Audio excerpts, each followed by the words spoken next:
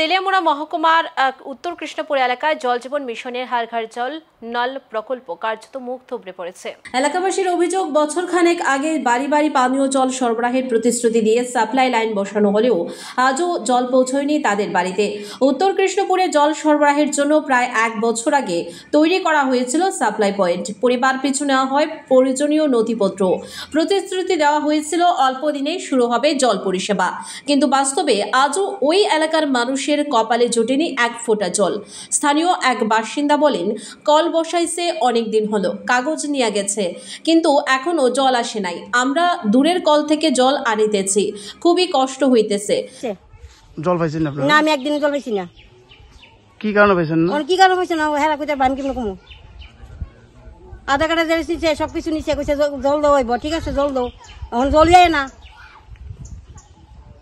কেডা করছিল? কাজটা কইতে না, এরার তো আমি চিনি না।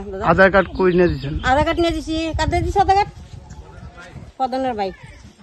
প্রধানের ভাইদের কোন নাম কি যা? প্রধান ভাই, প্রধানের নাম কি দা এলাকার?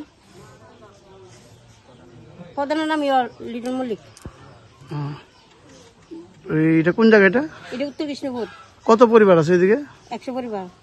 কেউ জল পাইছে না? না, খালি বয়ে যা স্যাম্পল। মানে কত নিয়েছে এটা?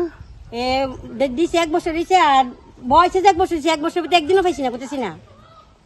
এলাকাবাসীর অভিযোগ, স্থানীয় গ্রাম প্রধান লিটন মল্লিক সহ শাসক দলের নেতারা বিষয়টি জেনেও কোনো পদক্ষেপ নিচ্ছেন না। বাধ্য হয়ে কেউ সরকারি কল ব্যবহার করছেন, আবার কেউ নিজের খরচে বসাচ্ছেন ব্যক্তিগত জলের লাইন। সরকার যেখানে দাবি করছে রাজ্যের প্রায় সব এলাকায় পৌঁছে গেছে পানীয় জল, সেখানে উত্তর কৃষ্ণপুরের এই চিত্র এক বড় প্রশ্নচিহ্ন তুলে দিচ্ছে প্রকল্পের বাস্তবায়ন নিয়ে। কোটি কোটি টাকা খরচ করেও যদি সাধারণ মানুষ জল থেকে বঞ্চিত থাকেন, তাহলে হার ঘর জল হার ঘর নল আদৌ কতটা কার্যকর তা নিয়ে উঠেছে স্বাভাবিক প্রশ্ন।